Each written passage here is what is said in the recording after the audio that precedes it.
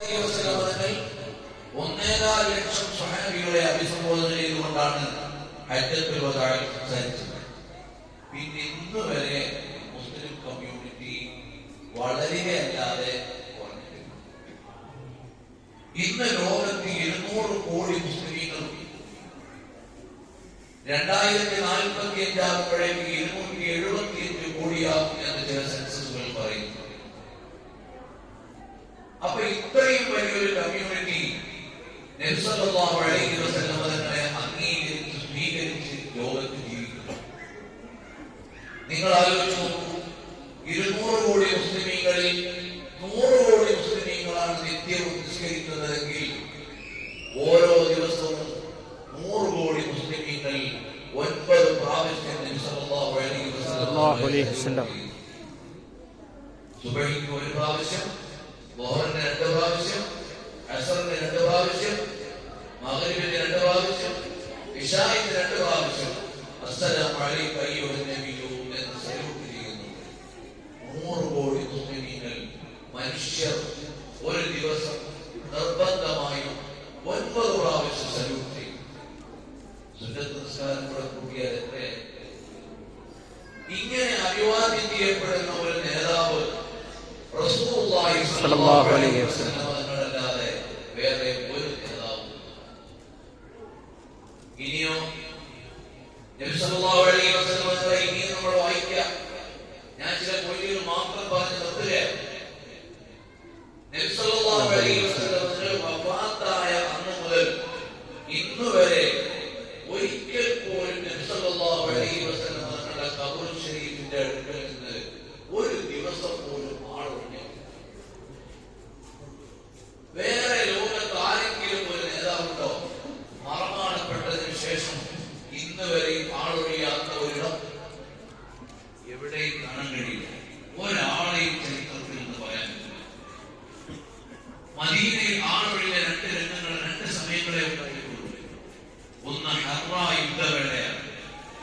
അന്നും സഈദ് ഇബ്നു മുസയ്യിബ് പള്ളിയിൽ ഉണ്ടായിരുന്ന ഇമാം സുയൂത്തി റളിയല്ലാഹു അൻഹു രേഖപ്പെടുത്തിയിട്ടുണ്ട്. പിന്നെ കോവിഡ് കാലമാണ്. അന്നും പള്ളിയിലെ ജീവനക്കാർ പള്ളിയുടെ ഉള്ളിൽ ഉണ്ടായിരുന്നു. പൂർണ്ണമായും അവിടെ ഐസൊലേറ്റ് ചെയ്യപ്പെട്ടിട്ടില്ല. നബി സല്ലല്ലാഹു അലൈഹി വസല്ലം തങ്ങളുടെ സന്നിധിയിൽ ഒരു ദിവസം പോലും ആളൊഴിഞ്ഞിട്ടില്ല. 1400 വർഷത്തിനിടയിൽ ഒരിക്കൽ പോലും നബി സല്ലല്ലാഹു അലൈഹി വസല്ലം തങ്ങളുടെ സന്നിധിയിൽ സ്വഹീബൈനെ പിന്നെ കൂടെ ചേർത്ത് വായിക്കേണ്ടതാണ്. അതുകൊണ്ട് പ്രത്യേകിച്ച് പറയേണ്ടതില്ല. ഈ 3 മഹാന്മാരല്ലാതെ ആളൊഴിയാത്ത തരത്തിൽ വിശ്രമിക്കുന്ന ആളുകൾ വേറെ ആരുമില്ല. ഇമാം ഹാഫിദ് ഇബ്നു ഹൈതമി റളിയല്ലാഹു അൻഹു നബി സല്ലല്ലാഹു അലൈഹി വസല്ലം തങ്ങൾ ഖബറിൽ ജീവിക്കുന്നു എന്നാണ് ആ ഖസീദയുടെ തുടക്കം. തവാഖറത്തിൽ അദില്ലത്തു വഖൂലു എന്ന് തുടങ്ങുന്ന ആ കവിതയിൽ നബി സല്ലല്ലാഹു അലൈഹി വസല്ലം തങ്ങൾ ഹയ്യും വലിയ്യും അവിടുന്ന് ജീവിക്കുകയാണ്. ഖബർ ശരീഫ്. എന്നിട്ട് മാനവകൾ പറയുന്നു, ഇന്ന സ്ഥലത്താണ് ഖബർ എന്ന് 100% ഉറപ്പുള്ള ഒരു നബിയേ ഉള്ളൂ. അത് നബി സല്ലല്ലാഹു അലൈഹി വസല്ലം. പിന്നെ ഒരു 90% 95% പറയാം ഇബ്രാഹിം നബി അലൈഹിസ്സലാം മദീനത്തുൽ ഖലീല. ഒരു 80-85% പറയാം ബഹുമാനപ്പെട്ട മൂസ അലൈഹിസ്സലാം അവിടെ. പിന്നെ അതിന് താഴെയുള്ള ബാക്കി അമ്പിയാക്കന്മാർ എവിടെയാണ് മറമാടപ്പെട്ടത് എന്ന് തെളിവുകൾ പറയാം. അവൻ സല്ലല്ലാഹു അലൈഹി വസല്ലം ഖബർ ശരീഫിന്റെ ഉള്ളിൽ ജീവിക്കുകയാണ്. ഒഴിഞ്ഞ ഭാഷയിൽ പറഞ്ഞാൽ തുലിദ്ദാഹെ വല്ലാഹ് തുലിദ്ദാഹെ വല്ലാഹ് മേലെ തശ്മിഅല തുലിദ്ദാഹെ വാലി. നബി സല്ലല്ലാഹു അലൈഹി വസല്ലം ഖബർ ശരീഫിന്റെ ഉള്ളിൽ ജീവിക്കുകയാണ്. ഇനി ഒരു കാര്യം കൂടി പറയാം. നബി സല്ലല്ലാഹു അലൈഹി വസല്ലം തങ്ങളുടെ ഓരോ ചലനവും രേഖപ്പെട്ട് കിടക്കുകയാണ്. ഓരോ ചലനവും. കഴിഞ്ഞ വർഷം അൽഹംദുലില്ലാഹ് നബി സല്ലല്ലാഹു അലൈഹി വസല്ലം തങ്ങൾ ഹിജ്റ പോയ വഴിയിലൂടെ ഞങ്ങൾ ഒരു യാത്ര സംഘടിപ്പിച്ചു. നബി സല്ലല്ലാഹു അലൈഹി വസല്ലം തങ്ങൾ എന്നാണ് മക്കൾക്ക് ഹിജ്റ ആരംഭിച്ചത്? സഫർ അവസാനത്തെ വെള്ളിയാഴ്ച. മദീനയിൽ എന്നാണ്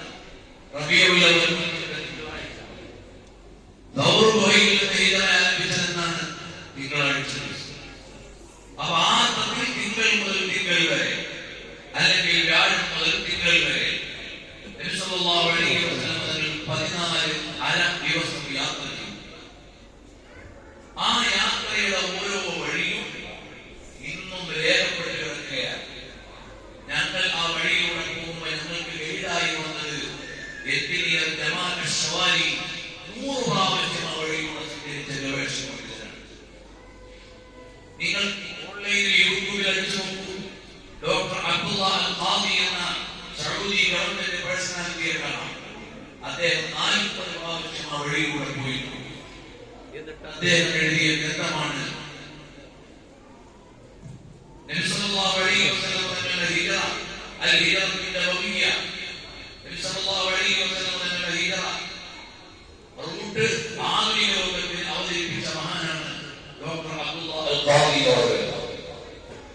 അദ്ദേഹത്തിന് മക്കയുടെയും മദീനയുടെയും ഇടയിലുള്ള ഓരോ മൈൽ കൂടിയും അറിയാം. ഓരോ മൈൽ എത്ര മൈലാണോ ഓരോ മൈൽ സ്റ്റോണും അറിയാം. അദ്ദേഹത്തിന്റെ ഗവേഷണ പഠനമുണ്ട്.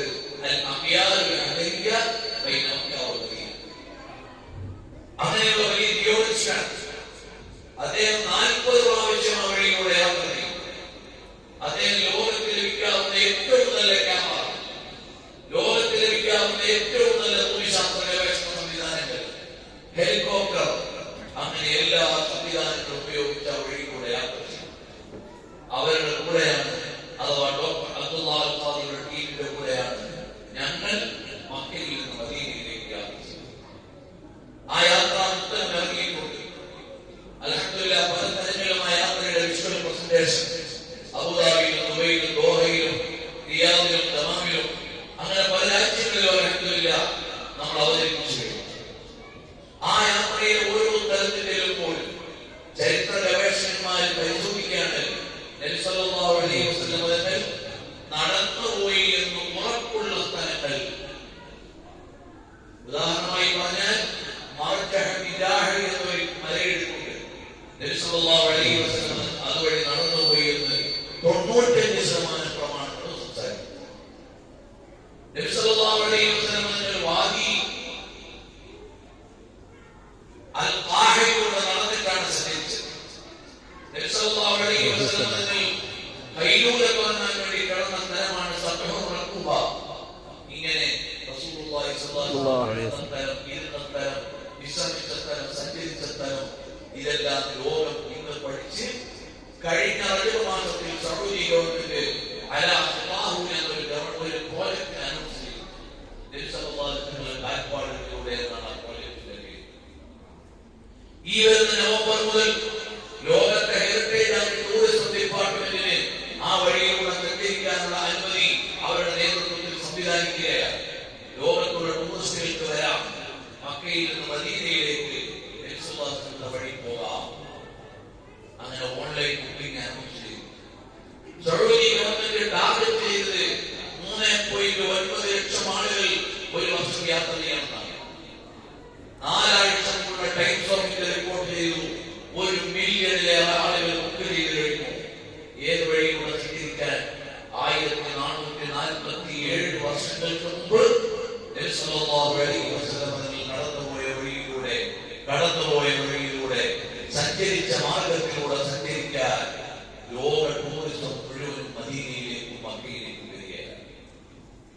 ഇങ്ങനെ ഒരു നേതാവ് നമ്മുടെ കയ്യിലുണ്ടായിട്ട് നമുക്ക് ലോകത്തോട് ആ റസൂലുള്ളാഹി സ്വല്ലല്ലാഹു അലൈഹി വസല്ലം വേണ്ട പോലെ അവതരിപ്പിക്കാൻ പറ്റുന്നുണ്ടോ?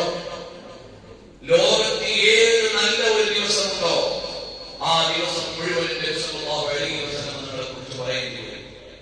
ലോക മാതൃദിനം നബി സല്ലല്ലാഹു അലൈഹി വസല്ലം മാതാവിനെ കുറിച്ച് പറഞ്ഞ അത്രയും ലോകത്ത് വേറെ ആരും പറഞ്ഞിട്ടില്ല.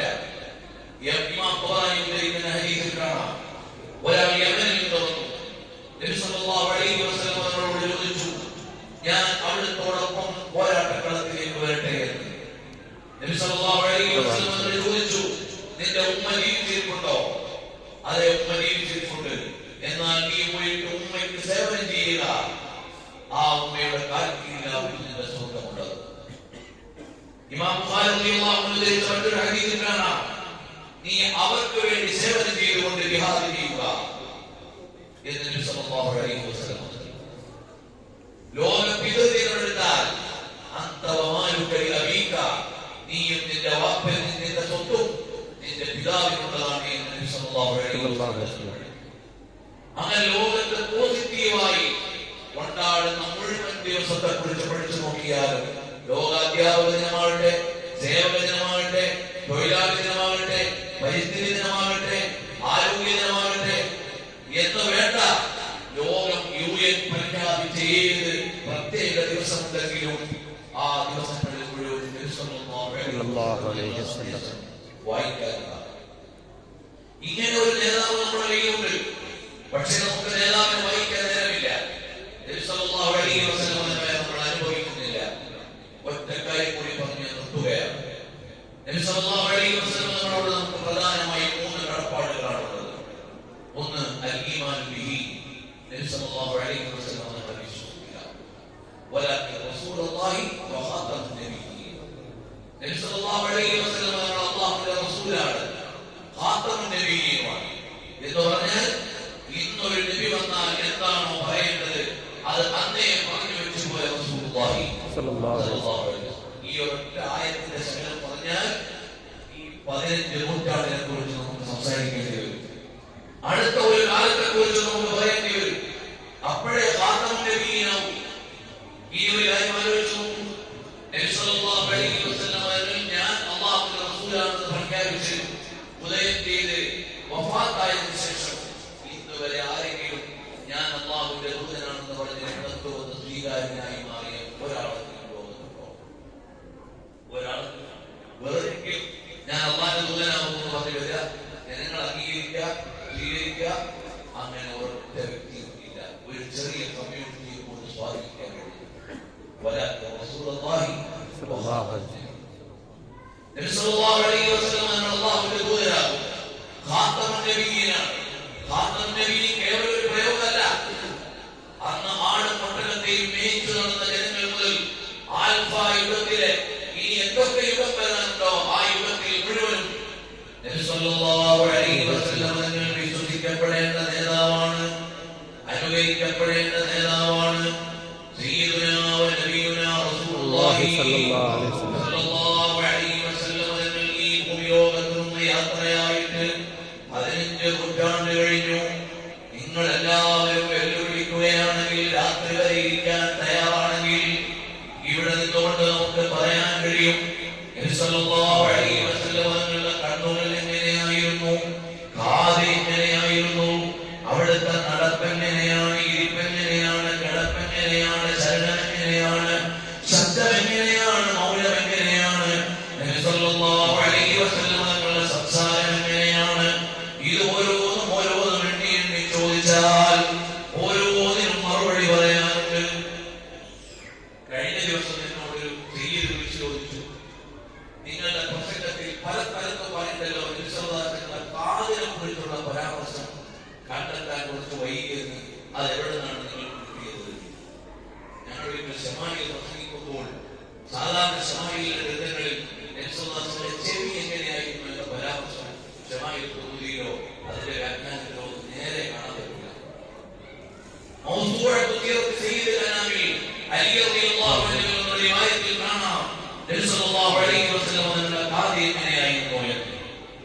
ഇതുപോലെ ഓരോന്ന് സൂക്ഷ്മമായി പഠിക്കുകയാണ്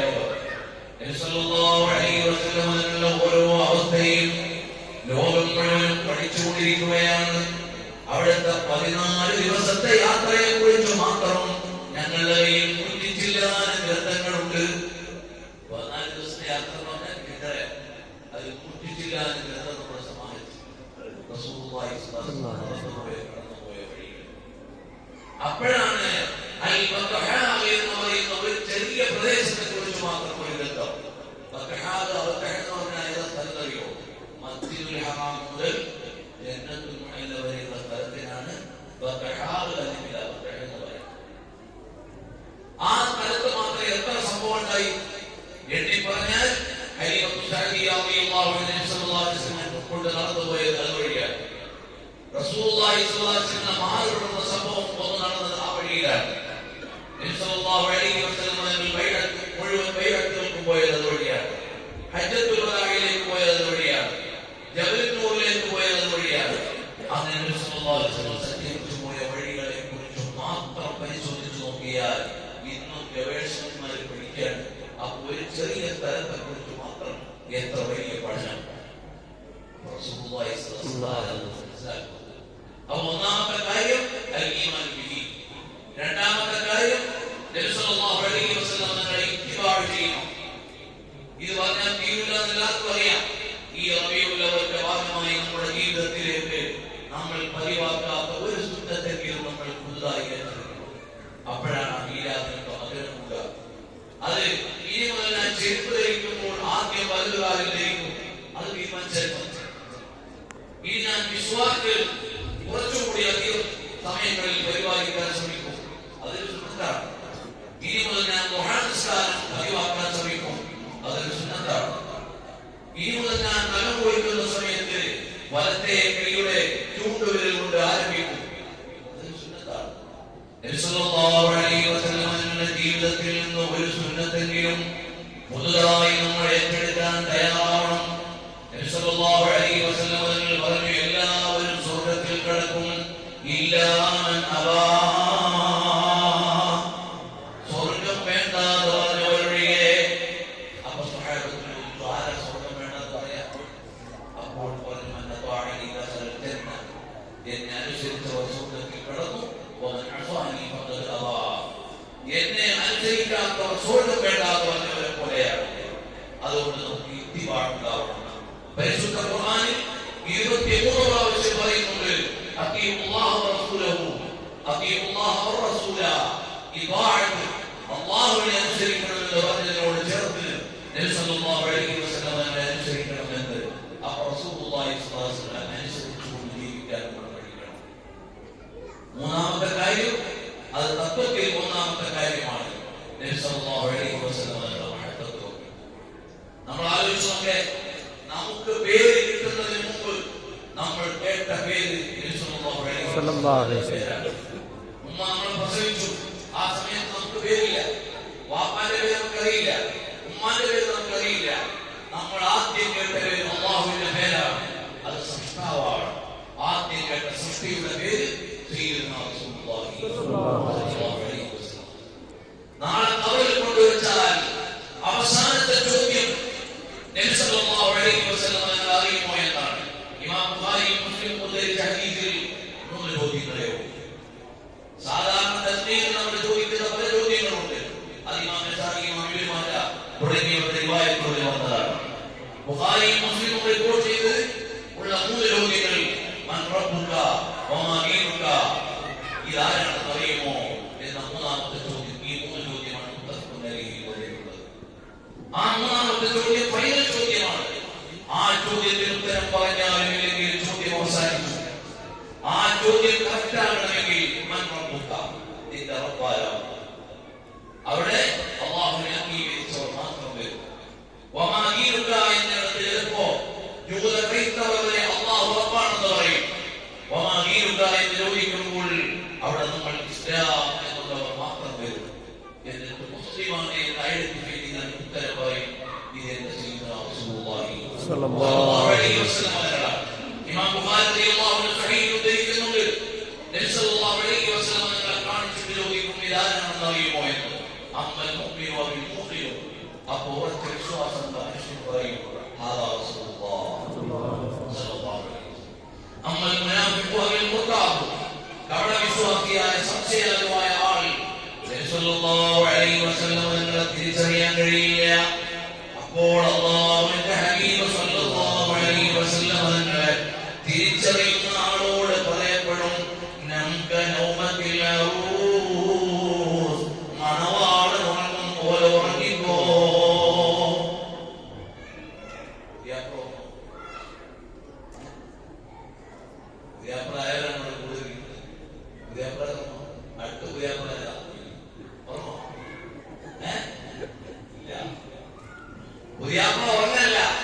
പുതിയ പെണ്ണിനെ അനുഭവിച്ചുകൊണ്ട് സമയം പോകുന്നത് അറിയില്ല. അല്പം കഴിയുമ്പോഴേക്ക് വാങ്ങുകൾക്ക് പഠിച്ചവനെ രാത്രി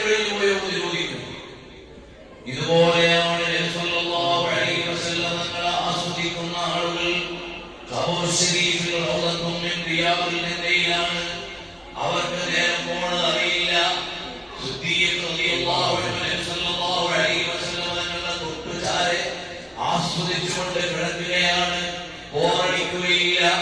എത്ര കൊല്ലമായെന്നില്ല, ഒരു നിമിഷം പോലും അനുഭവിക്കേണ്ടി വന്നിട്ടില്ല. എന്ന് പറഞ്ഞാൽ ഒരു നിമിഷമേ ആയുള്ളൂ എന്ന് ചോദിക്കും.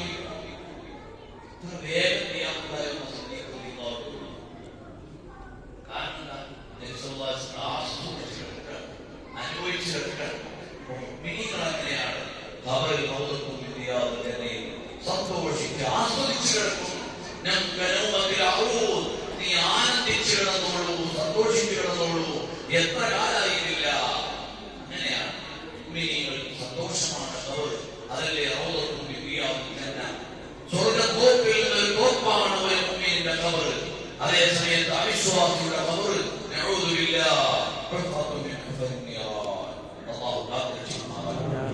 അപ്പൊ ഖബറിൽ കിടക്കുന്ന അവിശ്വാസി ആലോചിക്കും, ഈ ഖബറിൽ നിന്ന് രക്ഷപ്പെട്ടിരിക്കാൻ മതി. അതേ